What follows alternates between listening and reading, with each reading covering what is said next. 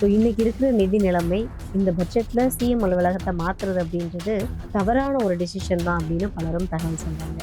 ஏம்மா என்ன என்ன தவறு அதில்? என்ன அதனால என்ன செலவினங்கள் ஆகிடும்? ஒன்றும் புரியல.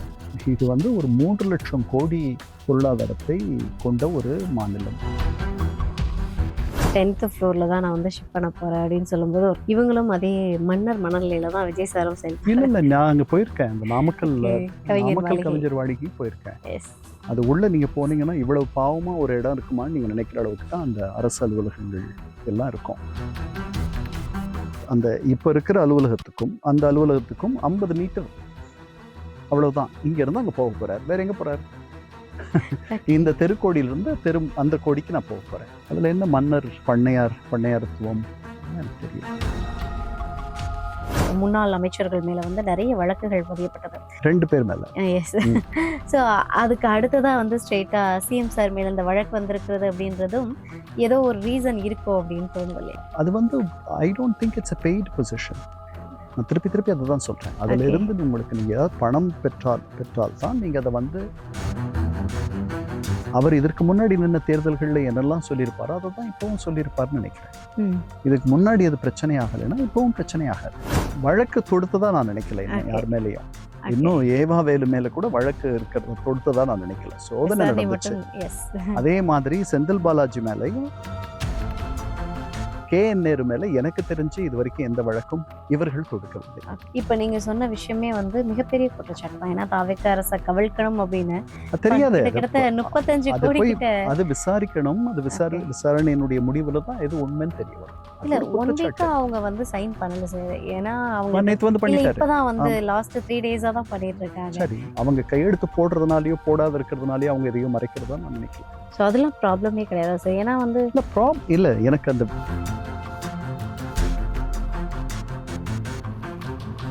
கிரெடிட் கார்டு ஓவர் டியூவா மல்டிபிள் இஎம்ஐ ஸ்ட்ரெஸ்ஸா? இனி ஒரே இஎம்ஐல ஈஸியா மேனேஜ் பண்ணலாம். Power of one EMI.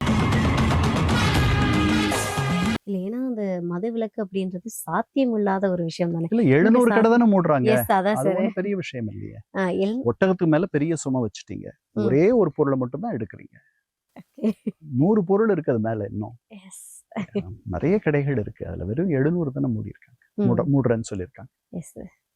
So இன்னைக்கு இருக்கிற நிதி நிலைமைக்கு ஏன்னா சிஎம் இருக்கக்கூடிய அந்த அலுவலகத்தை மாற்ற போகிறதா ஒரு தகவல் வந்திருக்குது. ஸோ இன்னைக்கு இருக்கிற நிதி நிலைமை இந்த பட்ஜெட்ல சிஎம் அலுவலகத்தை மாத்துறது அப்படின்றது தவறான ஒரு டிசிஷன் தான் அப்படின்னு பலரும் தகவல் சொல்றாங்க. என்ன தவறு அதுல? அதனால என்ன செலவினங்கள் ஆயிடும்? ஒன்றும் புரியல. இது ஒரு 3 லட்சம் கோடி பொருளாதாரத்தை கொண்ட ஒரு மாநிலம். அந்த அந்த அலுவலகம் மாறுவதில் எவ்வளவு செலவாகும் அது நமக்கு தெரியாது. ஒரு 50 கோடி ஆகுமா? ஒரு வீட்டில் மிகப்பெரிய வறுமை இருக்கு, இருந்தாலும் ஒரு கல்யாணம் நடக்குது, ஒரு நல்ல காரியம் நடக்குதுன்னா அதை விமர்சையா பண்ணணுன்ற எண்ணம் இருக்கும். இது காலத்தினுடைய தேவை. அவருடைய பழைய அலுவலகம் அந்த தேவைக்கு பொருந்தாததா அவங்க நினைக்கிறாங்க. அந்த சட்டமன்றத்தையே வேற இடத்துக்கு மாற்றணும்னு நினைச்சவங்க எல்லாம் கூட இந்த நாட்டில் இருந்திருக்காங்க. சரிதானா? அதனால காலத்து தேவை என்ன? ஒரு குடும்பம் சின்னதா இருக்கும் பொழுது ஒரு 2-3 அறைகள் உள்ள ஒரு வீட்டில் வாழ்ந்தோம். குடும்பம் இன்னைக்கு பெருகிடுச்சுன்னா அதுக்கேற்ற மாதிரி அந்த தேவைகளுக்கு ஏற்ற மாதிரி அவர் பெரிய ஒரு லக்ஸுரின்னு சொல்றோம் இல்லையா, மிகப்பெரிய வசதியிலும் செழிப்பிலும் இருக்கணும்னு நினைச்சு அப்படி போறதா நான் நினைக்கல. எனக்கு தெரியாது அந்த தகவல் எதுவும். பட் அதில் ஒன்றும் தவறு இருக்கிறதா நான் நினைக்கல. ஓகே. ஏன்னா 10th ஃப்ளோர்ல தான் நான் ஷிஃப்ட் பண்ண போறேன் அப்படின்னு சொல்லும்போது ஒருத்தவங்க கமெண்ட் பண்றாங்க, இவங்களும் அதே மன்னர் மணல்லையில தான் விஜய் சாரும் இல்ல நான் அங்க போயிருக்கேன். அந்த நாமக்கல் கவிஞர் வாடிக்கு போயிருக்கேன். அது உள்ள நீங்க போனீங்கன்னா இவ்வளவு பாவமா ஒரு இடம் இருக்குமான்னு நீங்க நினைக்கிற அளவுக்கு தான் அந்த அரசு அலுவலகங்கள் எல்லாம் இருக்கும். பலமுறை போயிருக்கேன். நான் கடைசியா போனது ஒரு 20 ஆண்டுகள் இருக்கும், அதனால தெரியாது. இப்பதான் வெளியிலேயே வெள்ளை அடிச்சு கொஞ்சம் பார்க்கறதுக்கு நல்லா இருக்கு. உள்ளெல்லாம் போனீங்கன்னா பாவமா இருக்கும். அரசு அலுவலகங்கள், அதுவும் மாநில அரசு அலுவலகங்கள்லாம் போகாது இருக்கிறதே நல்லது. மத்திய அரசு அலுவலகங்கள் நல்லா இருக்கும், நீங்க போய் பார்க்கலாம். அதற்கும் இதுக்கும் உள்ள வித்தியாசம். கட்டடங்கள் நல்லா இருக்கும், அலுவலக அமைப்பு நல்லா இருக்கும், உள்ள இருக்கக்கூடிய மரப்பொருட்கள் நல்லா இருக்கும், பலது நல்லா இருக்கும். நம்ம மாநில அரசு அலுவலகங்கள் அவ்வளவு நல்லா இருக்காது. அவர் அங்க அது அங்க அந்த இப்ப இருக்கிற அலுவலகத்துக்கும் அந்த அலுவலகத்துக்கும் 50 மீட்டர், அவ்வளவுதான். இங்க இருந்து அங்க போக போறாரு. வேற எங்க போறாரு? இந்த தெருக்கோடியிலிருந்து அந்த கோடிக்கு நான் போக போறேன். இதுல என்ன பெரிய சிரமம் என்ன? அவருடைய அந்த அலுவலகத்தை ஏற்பாடு பண்றதுக்கு ஒருவேளை 50 கோடி ஆகணும்னே வச்சுக்குவோம். எனக்கு தெரியாது எவ்வளவு ஆகும்ட்டு.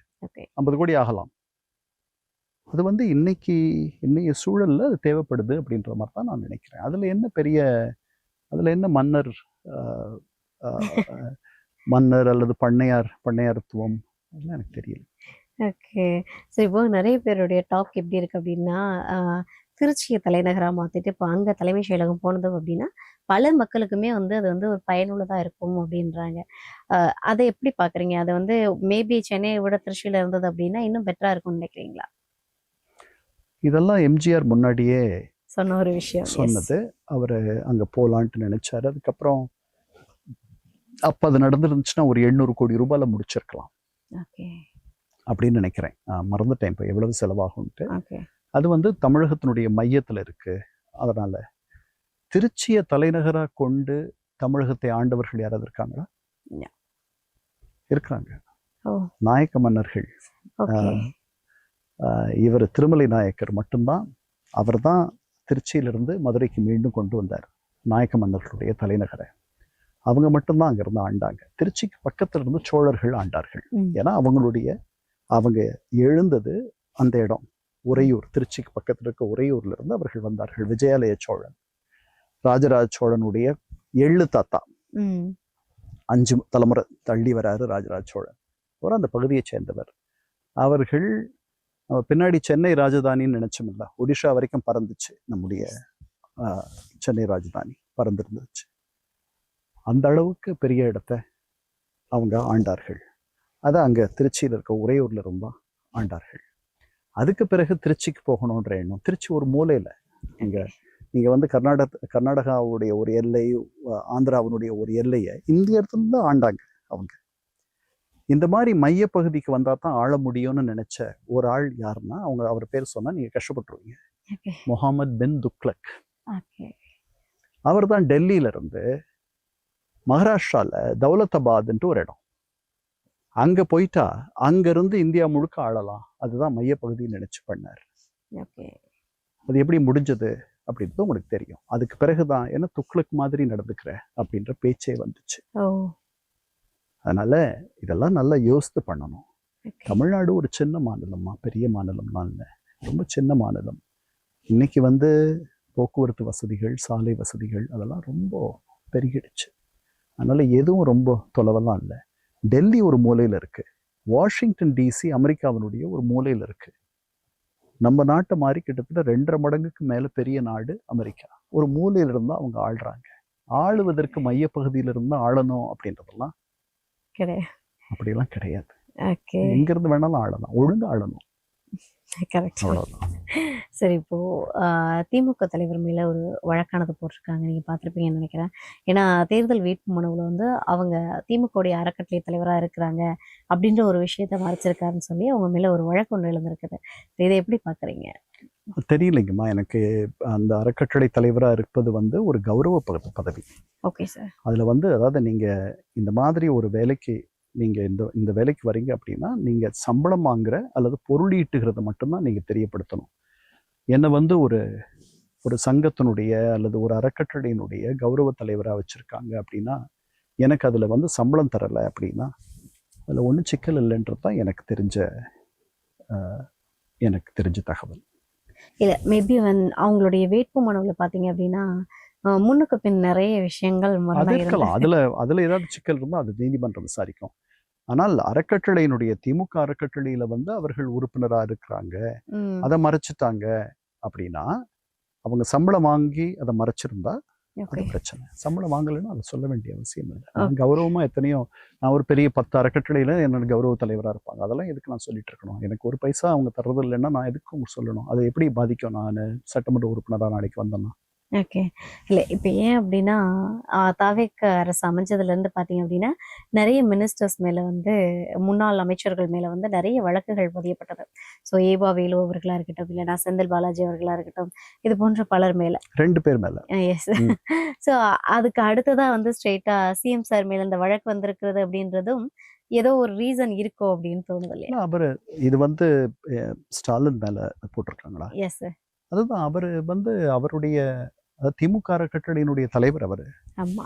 அ அது வந்து I don't think it's a paid position. நான் திருப்பி திருப்பி அதுதான் சொல்றேன். அதுல ஓகே. இருந்து உங்களுக்கு நீங்க ஏதாவது பணம் பெற்றால் தான் நீங்க அதை வந்து தெரிவிக்கணும். அவ்வளவுதான். அவர் இதற்கு முன்னாடி நின்ன தேர்தல்கள்ல என்னெல்லாம் சொல்லியிருப்பாரோ அதை தான் இப்பவும் சொல்லியிருப்பாருன்னு நினைக்கிறேன். ம். இதுக்கு முன்னாடி அது பிரச்சனை ஆகலைன்னா இப்பவும் பிரச்சனை ஆகாது. ஓகே. ம். ஏன்னா பல பேர் மேல வழக்கு தொடுக்கும்போது, இவங்க மேல வர பல பேர் வழக்கு இல்லைங்களேம்மா, 35 மந்திரிகள் இருந்தாங்கம்மா திமுக அமைச்சரவையில. 2 பேர் மேல இல்ல கேஎன் நேரு சோ அவர்கள் மேலேயும் வழக்கு இருந்தது. வழக்கு தொடுத்ததா நான் நினைக்கல இன்னும் ஓகே. யார் மேலயும். ஓகே. இன்னும் ஏவா வேலு மேல கூட வழக்கு இருக்கிறத தொடுத்ததா நான் நினைக்கல. சோதனை விசாரணை நடந்துச்சு. மட்டும் எஸ். அதே மாதிரி செந்தில் பாலாஜி மேலயும் புகார் சொல்லியிருக்காங்க. அது வந்து ஒரு முதல் தகவல் அறிக்கையா பதிவா ஆமா. இருக்குன்னு நினைக்கிறேன். ம். இல்லையா? ம். அவர் வந்து ஒரு அவர் மூலமாக இந்த அரசை கவிழ்ப்பதற்காக இந்த பேரம் அரசை பேச. சேர்ந்த ஒரு சட்டமன்ற உறுப்பினருக்கு ஏதோ பணம் கொடுத்து அவரை இந்த பக்கம் வர வைக்கிறதுக்கு ஏற்பாடு பண்ணாருன்றது தான் புகார். எஸ். வழக்கு இன்னும் தொடுக்கல. முதல் தகவல் அறிக்கை. கேஎன் நேரு மேல எனக்கு தெரிஞ்சு இதுவரைக்கும் எந்த வழக்கும் இவர்கள் தொடுக்கவில்லை. ஓகே. ஐடி ரைட் அதனால மட்டும் போயிருக்கு. ஆமா சோதனைகளை நம்ம ஓகே. வழக்குன்னு சொல்ல வேண்டிய அவசியம் இல்லை. அப்புறம் ம். 35 அமைச்சர்கள் இருந்தார்கள் அந்த ஓகே. அமைச்சரவையில. இந்த அமைச்சரவையிலும் இருக்காங்க. அதுல 3 பேர் மேல இப்படி ஒரு நடவடிக்கை எடுக்கப்பட்டிருக்கு. நம்ம பலன்னு சொல்ல வேண்டிய அவசியம் இல்லைன்னு நினைக்கிறேன். ஓகே. ஒரு சில ம். ஏன்னா வந்து அவ்ளோ லஞ்சம், லாவணியங்கள் வந்து நடந்திருக்குது. ஏன்னா இது இப்ப நீங்க சொன்ன விஷயமே வந்து மிகப்பெரிய குற்றச்சாட்டு தான். ஏன்னா தாவேக்க அரச கவிழ்க்கணும் அப்படின்னு அது தெரியாது. அது கிட்டத்தட்ட 35 அது கோடி போய் கிட்ட. அது விசாரிக்கணும். அது ஓகே. விசாரணையினுடைய முடிவுல தான் எது உண்மைன்னு தெரிய வரும். அது இல்ல ஒரு 1 வீக்கா குற்றச்சாட்டு. அவங்க வந்து சைன் பண்ணல சார். ஏன்னா அவங்களுக்கு நேத்து வந்து இல்ல பண்ணிட்டாரு. இப்பதான் வந்து ஆம். லாஸ்ட் 3 டேஸா தான் பண்ணிட்டு இருக்காங்க. சரி. ஏன் அவங்க வந்து கோர்ட் ஒரு ரூல்ஸ் ஃபாலோ பண்ண சொல்லி அந்த 1 வீக்கா பண்ணாம கோர்ட் எகைன். இல்லமா அதை கேட்கணும். ஓகே. கோர்ட் அதை பத்தி கவலைப்படல அப்படின்னா அப்ப அவங்க நீதிமன்றம் அவங்களுடைய வழக்கறிஞர் சொல்லி நீதிமன்றம் ஒத்துக்கிற ஒரு வழியில தான் அவங்க செயல்படுவாங்கன்னு நான் நினைக்கிறேன். அவங்க கையெழுத்து போடுறதுனாலயோ போடாத இருக்கிறதுனாலயோ அவங்க எதையும் மறைக்கிறதா நான் நினைக்கல. ஓகே. ஆ. சோ அதெல்லாம் ப்ராப்ளமே கிடையாதா சார்? ஏன்னா வந்து இல்ல எனக்கு அந்த வழக்கினுடைய மொத்த விவரமும் தெரியாது. அவர் எப்படி ஓகே. 4 நாள் முன்னாடி போட்டிருக்கணும், அவர் 4 நாள் தள்ளி போட்டார் அப்படின்றது தான் ம். பிரச்சனை அப்படின்னா, அது வந்து அவர அவர குறை சொல்பவர்கள் மத்தியில அது ஒரு பிரச்சனையா இருக்கே ஒழிய, நீதிமன்றத்திற்கு அது பிரச்சனை இல்லைன்னா, நாம எதுக்கு அது நீதிக்கு உட்பட்டு ஒரு விஷயமா இருக்கலாம். ஓகே. அவங்க வழக்கறிஞர் 4 நாள் கழிச்சு வந்து கையெழுத்து போடுறோம்னு சொல்லி அனுமதி கேட்டிருக்கலாம். நமக்கு தெரியாதுல்ல. ஓகே. அதுக்காக சொல்றேன். ஓகே. ஸோ பாஜக இப்போ தமிழகத்துல பார்த்தீங்கன்னா, இதுக்கு முன்னாடி இந்த எலெக்ஷன்ல 4% வாங்கியிருந்தாங்க. ஸோ இப்போ நடந்த எலெக்ஷன்ல 1% ஓட் தான் வாங்கியிருந்தாங்க. ஸோ இப்போ பாஜகவுடைய அஜெண்டா நெறைய பேர் மூலமா இங்க ஸ்ப்ளிட் ஆகுதோ, விஜய் சார் சிஎம் ஆனதுக்கப்புறம் அப்படின்ற ஒரு பார்வை இருக்குது. ஏன்னா அதுக்கப்புறமா அண்ணாமலை சார் வந்து கட்சி ஆரம்பிச்சதா இருக்கட்டும், இல்லைன்னா வந்து நேத்து நடந்த ஒரு மீட்டிங் நீங்க பார்த்துருப்பீங்கன்னு நினைக்கிறேன். சரத்குமார் சாரோடைய பர்த்டே. ஸோ அதுல சீமான் சார் போய் கலந்துக்கிட்டதா இருக்கட்டும். அதுக்கப்புறம் தனுஷ் சார் வந்துட்டு பேசின ஒரு விஷயமா இருக்கட்டும். இன்னும் எல்லாமே வந்து ஒரு பாஜகவுடைய சாயல் இருக்குது. ஸோ மேபி விஜய் சாருக்கு அகைன்ஸ்டா எல்லாரையும் பாஜக பயன்படுத்துதோன்ற ஒரு பார்வை இருக்குதுல்ல. நான் அப்படிலாம் நினைக்கலைங்கம்மா. ஓகே. நாம இந்த சூழ்ச்சி கதைகள் சொல்பவர்கள், கான்ஸ்பிரசி தியரிஸ்ட்ஸ் இந்தியாவுல கொஞ்சம் மற்ற நாடுகளை விட கொஞ்சம் அதிகமா இருக்காங்கன்றது என்னுடைய எண்ணம். அப்படிலாம் நான் நினைக்கல. இயல்பா நடக்கிறதுக்கு நம்ம வந்து ஏதோ அர்த்தம் கற்பிச்சுக்கிறோம்னு நினைக்கிறேன். முதல்ல இந்த 11% இருந்துச்சு, 4% இருந்துச்சு. அதெல்லாம் வந்து ரொம்ப தப்பான கணக்கு. ஏன்னா 234 இடங்கள்லயும் பாஜக ஒவ்வொரு முறையும் நின்னுச்சு. 40 இடங்கள்லயும் ஒவ்வொரு முறையும் நின்னுச்சு. போன தடவை 234 இடத்துல நின்று இவ்வளவு மார்க் வாங்குச்சு. இந்த முறை இவ்வளவு இடத்துல நின்று இவ்வளவு மார்க் வாங்குச்சுன்னு சொல்லி கம்பேர் பண்றது தான், ஒப்பீடு பண்றது தான் சரியா இருக்குமே ஒழிய, இந்த தடவை 26 இடத்துல நிக்கிறாங்க. ம். போன தடவை 234 இடத்துல நின்னாங்க. அது எப்படி சரியா வரும்? ஓகே. 11% அவங்க வாங்கும் பொழுது நிறைய இடங்கள்ல நின்னாங்க. வெறும் 26 இடங்கள்ல நிக்கல. ஓகே. இல்லையா? இப்போ என்ன என்ன எனக்கு ஒன்றும் புரியல. அதாவது ஒரு போட்டியில 234 இடங்கள் இருக்கு, 39 இடங்கள் இருக்கு, 40 இடங்கள் இருக்கு நாடாளுமன்றம் பாண்டிச்சேரியை சேர்த்து. ஒவ்வொரு முறையும் அதே அளவு இடங்கள் நின்னா தானே நம்ம வந்து ஒப்பீடு பண்ண முடியும். அது குறைஞ்சிருச்சுன்ட்டு நம்ம எப்படி ஒப்பீடு பண்ண முடியும்? 26 இடத்துல நின்னா அவ்வளவுதான் வரும். அண்டர்ஸ்டாண்ட். 200 எல்லா பெரும்பான்மையான இடங்கள்ல நின்று திமுக 1971 ஏறக்குறைய எல்லா இடத்துல 200 சில்லற இடங்கள்ல நின்னுச்சு திமுக. ஓகே. 48% வாங்குச்சு. 1980 112 இடத்துல நின்னுச்சு. 48% வாங்க முடியுமா? என்ன இது ஒப்பீடு? இந்த ஒப்பீடெல்லாம் ரொம்ப தவறான ஒப்பீடு. அப்படிலாம் பண்ண வேண்டிய அவசியம் இல்லை. Okay sir. ஸோ இல்லை இப்போ பாஜகவினுடைய சக்தி குறைஞ்சிருச்சுன்னு நினைக்க வேண்டிய அவசியம் இல்லைன்னு சொல்றேன். ஓகே. இந்த ஒப்பீடே தவறு. அதனாலதான் அந்த அப்படி நீங்க ஒரு முடிவுக்கு வர்றதுனால தானே நீங்க நினைக்கிறீங்க சரத்குமார் போறாரு, இவர் இப்படி பேசுறாரு, அவர் அப்படி பண்றாரு, இதெல்லாம் இவங்க நம்ம பலம் குறைஞ்சிருச்சு அதனால இப்படி. எஸ். அப்படி இல்லைன்ற முதல்ல அந்த அனுமானமே தப்புன்னு சொல்றேன். அந்த முடிவே தப்பு. எப்படி பலம் குறைஞ்சிருச்சுன்னு நம்மளால சொல்ல முடியும்? புரியுது. போட்டி ஒரே மாதிரியான போட்டி இல்லைல்ல. அப்புறம் ஓகே சார். அதுதான் அதை ஓகே நான் சார். சொல்றேன். Super super. ஸோ மீண்டும் ஒரு நேர்காணல சந்திக்கிறேன். சரி. Okay, thank you sir.